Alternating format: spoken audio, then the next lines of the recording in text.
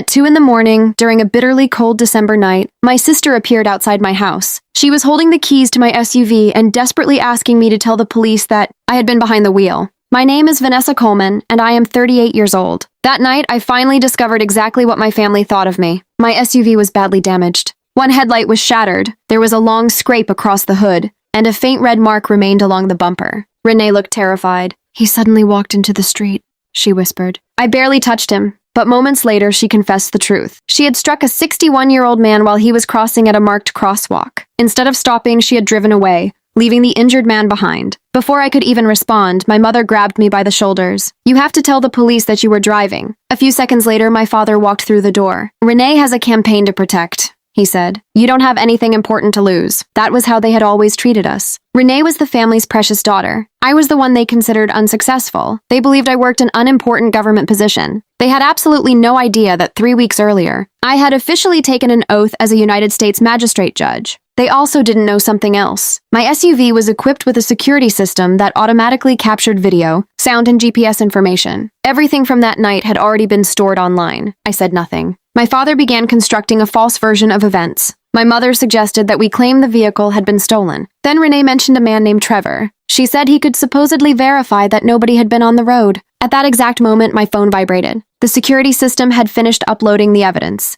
I looked at all 3 of them. "Come with me." I walked toward my office and opened the door. My judicial robe was hanging inside. Beside it was my framed federal commission and the photograph from my swearing-in ceremony. Renee stopped cold. "You're a judge?" "I took the oath 3 weeks ago," I answered, "and somehow none of you ever thought to ask me what I actually did." My father's attitude changed instantly. "You understand discretion," he said. "You know how complicated something like this could become." "No," I told him. "You understand influence. What you don't understand is consequences." Then I played the recording. The video showed Renee behind the wheel. It captured the collision, the injured man falling, and Trevor desperately telling her to stop. Instead, Renee continued driving. Then another recording began. It was a phone conversation involving my father. "Drive over to Vanessa's," he had said. "Her career isn't worth protecting." My mother had agreed with him. The following morning, we learned the injured man's name, Samuel Ortega. He had suffered a fractured leg, several broken ribs, and a serious head injury. While Samuel's loved ones were sitting at the hospital waiting for updates,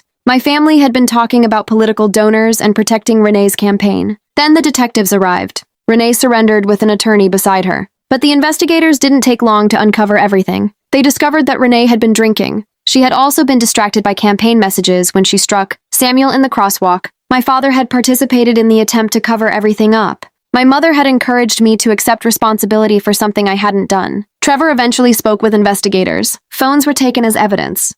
Search warrants followed. Within several days, Renee's political campaign completely collapsed. The donors who once supported her began disappearing. Her political future was over. My father lost several important clients. My mother stepped down from the charity position she had proudly held. Eventually, Renee accepted responsibility and faced charges connected to leaving the scene, reckless driving, and providing false information.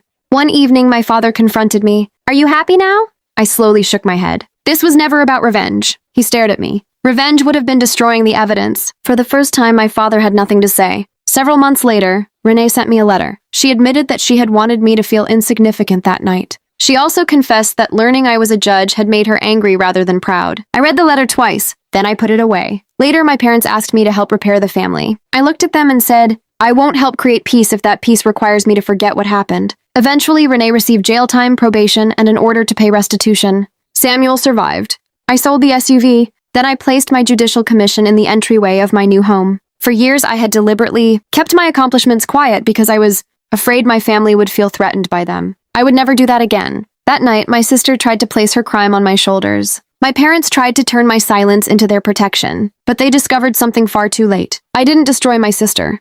The truth did. I simply stopped blocking it. And for the first time, I stopped wondering whether my family would ever be proud of me. I realized I didn't need their approval. For years, I had made myself smaller so the people around me could feel larger. That night changed everything. It taught me that sometimes protecting the truth means having the courage to stand by yourself. I closed the door on the people who had betrayed me, not because I hated them, but because I had finally learned what I was worth. As I stepped into my new life, I understood something I should have known much earlier. Sometimes walking away from your family is the price you pay for finally discovering yourself.